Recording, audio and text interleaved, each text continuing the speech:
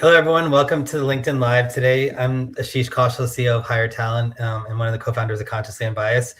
We're excited. We've been launching this new series called Origins, started getting the background of where people started and how they got there. I'm really excited today. We have a special guest, a one-on-one conversation that'll cover how Matt Nichols of NimblePath Solutions got into the staffing industry, his journey, and how he got the idea for his organization, NimblePath Solutions, and where he sees things in our industry going in the future of contingent. Welcome, Matt. Thanks, Ash. Nice to see you. Definitely good to see you too. So we're gonna have a candid conversation. I wanted to start off with what attracted you to the staffing industry in the first place, and how did you get started? Because I know a lot of people don't study this in college. Well, I was just going to say that. I don't think anybody takes contingent workforce studies in college. You know, I actually took kind of biotech. Biochemistry and plant biomolecular studies in college. I was looking to be a plant genetic engineer because I was seeing that demand for food, food population is growing like this, but food production is growing like that. So I thought, the future's got to be in increasing yields of plants and making them more resistant to pests and drought and things like that. But unfortunately, well, actually, about the time I was graduating, Prince Charles got behind a movement that was anti-GM in the UK. And it really started to gather speed to the point that they were protesting outside some of the research facilities that were looking into plant biotechnology, destroying the trial crops. And so as I graduated, the likes of Monsanto and Aventis and Dow, I think they were into it as well. Zeneca, before it was AstraZeneca, were all moving R&D out of the UK to escape these protesters. And with it went the jobs and my idea of what I was going to do as a career. So that's why I say I have to kind of thank Prince Charles for where I am today, because I think if it wasn't for him, I'd probably be standing on a lab bench right now, surrounded by micropipettes and reagents and DNA sequencers and all of that kind of stuff. I did actually go into life sciences, a circuitous route that ended in kind of procurement, and then from procurement it was an easy stepping stone into the staffing industry. And I'm actually very glad where I've landed up. It's a space that I really enjoy. And you grew up in UK? Yeah. Okay. Yeah, I grew up in the UK. Did a couple of years in Belgium in my mid-20s, and then moved to the US in 2002 to Philadelphia. Okay. And then moved to Tampa. Tampa just recently. Well, Tampa about 8 years ago. Did you move to the U.S. out of like a job, or was it out of like a desire? Like, was it pre-planned? It was a little bit of job, but I'd also met my now wife in Belgium. I was working there. She was doing a semester abroad, and she went back at the end of her semester, and I got a job in the U.S. a few months later. So, bit of both. I saw more career opportunities there, but I also really wanted to see where it would go, and here I am with 2 kids and all of that. So very cool. What did you do prior to NimblePath Solutions? Because I know this is something you just started in January. What did I say? What was your role before this? So I oversaw the contingent workforce at Amgen, biopharmaceutical company. I oversaw the Europe region, so I was the head of contingent workforce in Europe. And that's where I kind of cut my teeth, I suppose, and became a little more passionate about this topic. Yeah. So were you working UK hours then, being in the US? No. I worked. I'd have some early morning meetings, with Europe sometimes, but there's enough overlap there. You can have a meeting even at noon and still be able to get somebody. So half a day's overlap, I think, was perfectly fine. Yeah. But being in the US alongside the US lead and the Puerto Rico lead, did mean that we're able to leverage best practices and ensure standardization across the COE. Essentially, I don't think we'd have achieved that if we were sitting in our own continents, silos. Yeah, and I think the last year has kind of been an exciting and sort of unstable time for the staffing industry, just given everything with tariffs and global shifts and macro variables, and then on top of that layer on AI and how do we use it? How do we make sure we protect corporate data and things like that? And I think you were probably at the center of that, and then the direct sourcing and all these things in between TI as well. Yeah. And so is that where you kind of decided to leave the corporate sector and then start your own organization called NimblePath Solutions? Yeah, to some extent, because of some of the pressures on the team, but I think it was more just the opportunity that came out. So it was really speaking with the TA how who said they were getting like 500 applicants per requisition, on the permanent side. That's probably more like 1,000 today, right? Yeah. I was thinking, what enterprises need a way to tap into that talent that's clearly they're interested in their brand. They've already paid to attract this talent into their ATS, but then they just let them, dissipate back into Gen Pop, once they've filled their one position. And I'm thinking that's such a waste. Why can't, surely some of those people would be interested in contract roles. So that was really the genesis, I think, of NimblePath, and the idea of me maybe actually starting to, start out on my own. So there's another part to NimblePath, which is more the advisory, especially for kind of the Europe region or companies looking to expand into Europe. But really it started with that one idea that, if we can tap into that talent, I think there are, huge number of benefits that an enterprise can get out of that. So you advise clients on sort of how to stand up like a direct sourcing and then a candidate reusability platform where they're able to leverage their it really is just right now. It's just a process, so it isn't a technology. So that makes it actually very nimble. It can sit in any organization with any ATS, CRM, VMS combination, because it's a process, but it's a really finely honed process. I think we went through upwards of 30 kind of iterations to remove all the friction, maximize the candidate experience, the manager experience.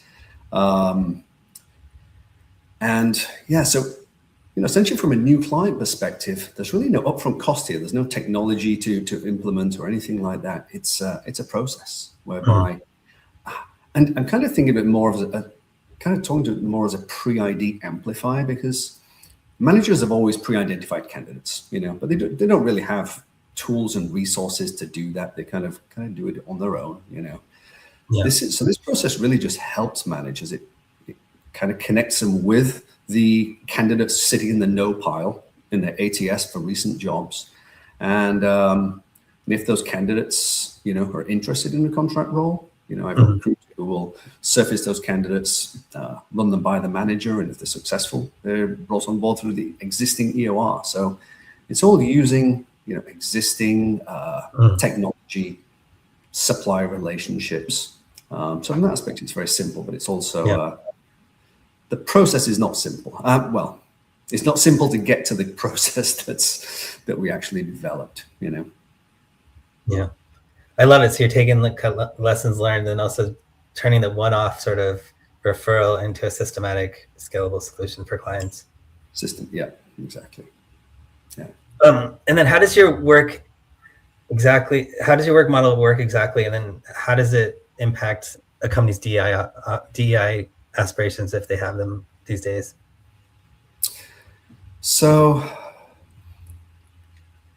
kind of at a simple level, when a manager has a need for a specific role, they'll work with a recruiter who will find the right candidates for recent, very similar jobs in the ATS, sitting in the no pile, and run those candidates, if they're interested in a contract role, through that normal process.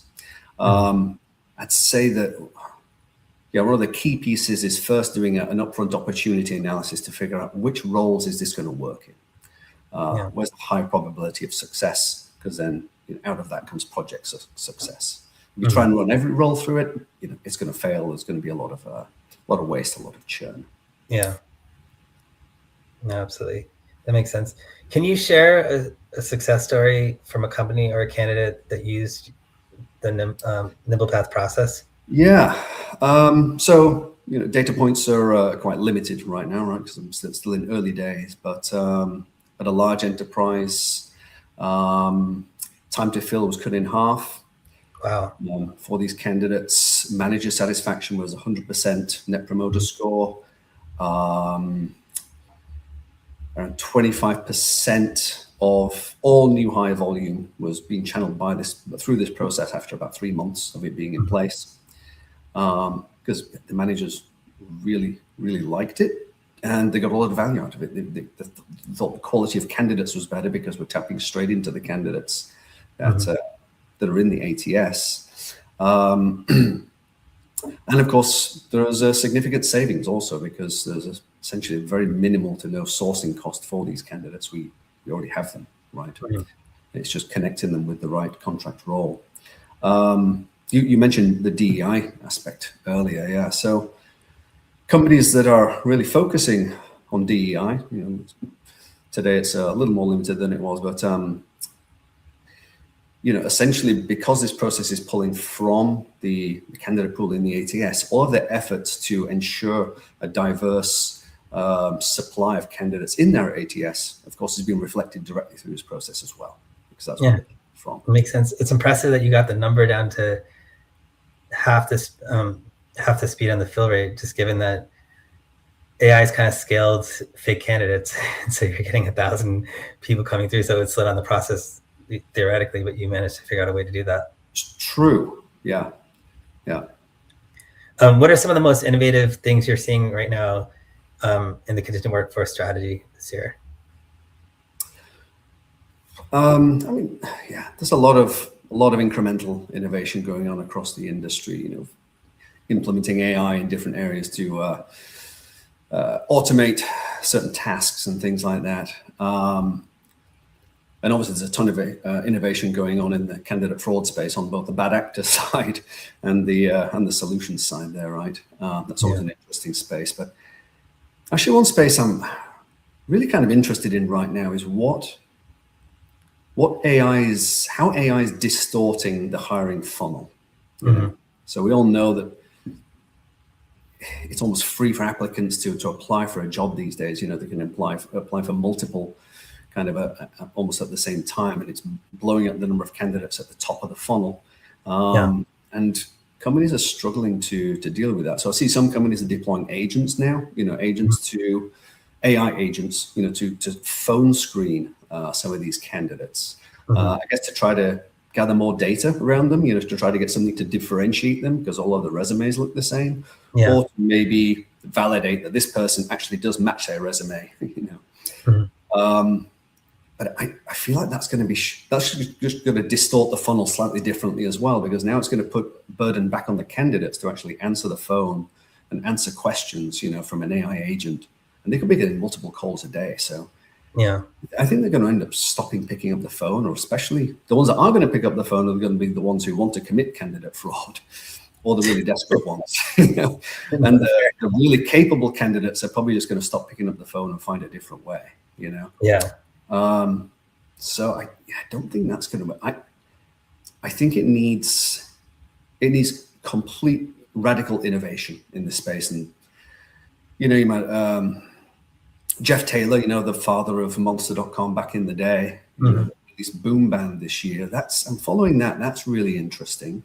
It's a platform that's essentially got rid of the resume. The idea of the resume is dead. They've got rid of job postings. The idea that the job posting is dead.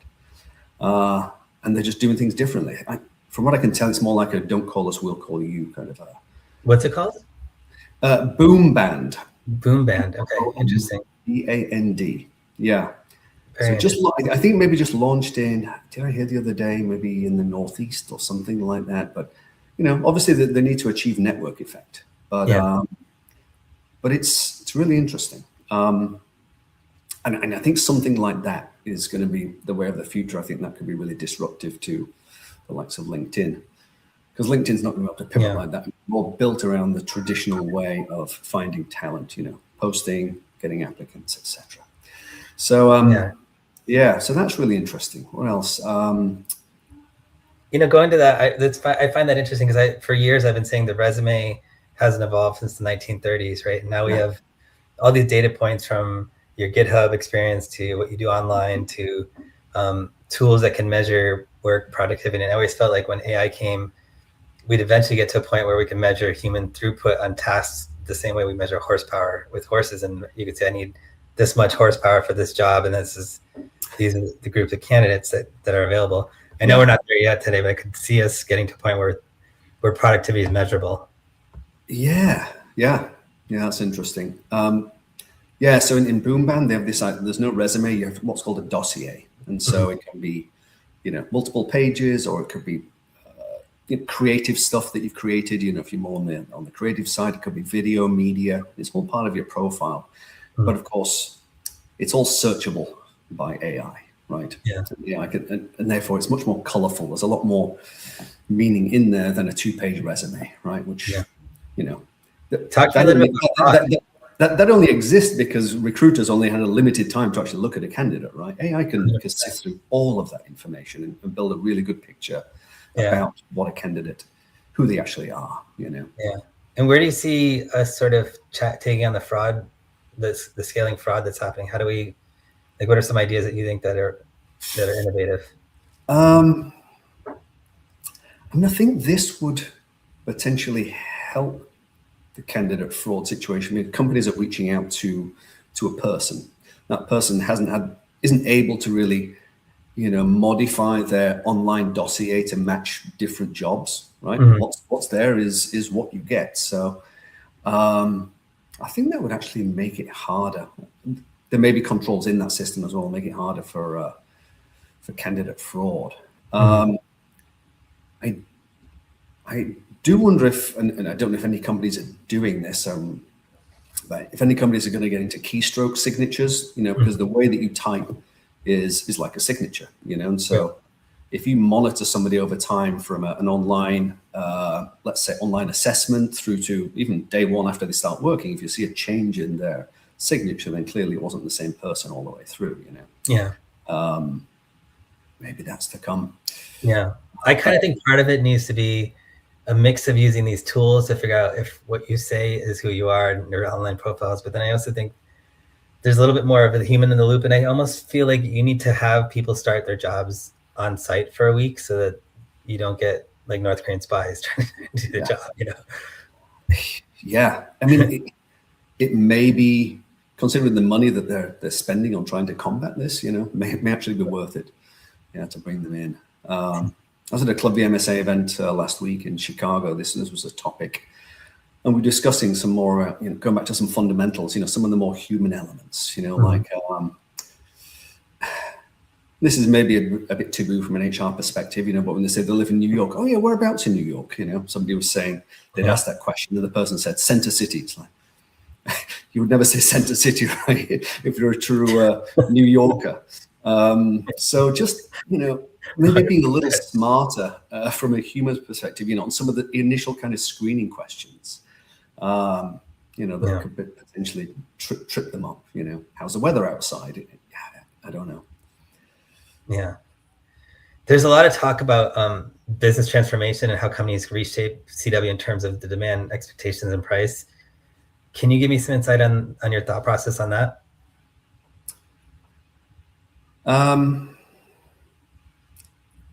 I think a lot of companies go after price first because it's easy.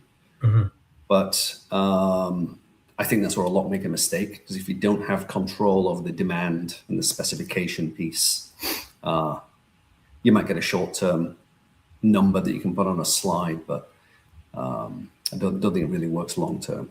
When I think about demand, it's like, are you able to really control where the managers are going to get their resources? Are they going through the right buying channels? So if you can't control that, and let's say you put all of these controls in place and manage price, let's say even too strictly in your staff org channel, they're going to move to, let's say, an SOW, straight through purchase order, something like that. They're going to find another way around that. So if you can't control that, you're already going to be struggling for long-term transformation, right? Yeah. That's demand. Specification.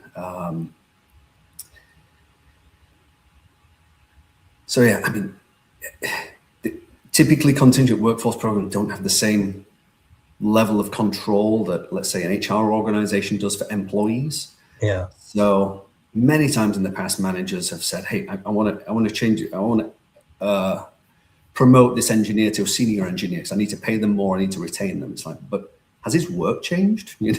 Is he capable of working as a senior engineer, but he's still doing engineer work? If so, we can only pay him for engineer work, but managers will always try to find ways around that. It would never fly on the employee side of the house. Yeah.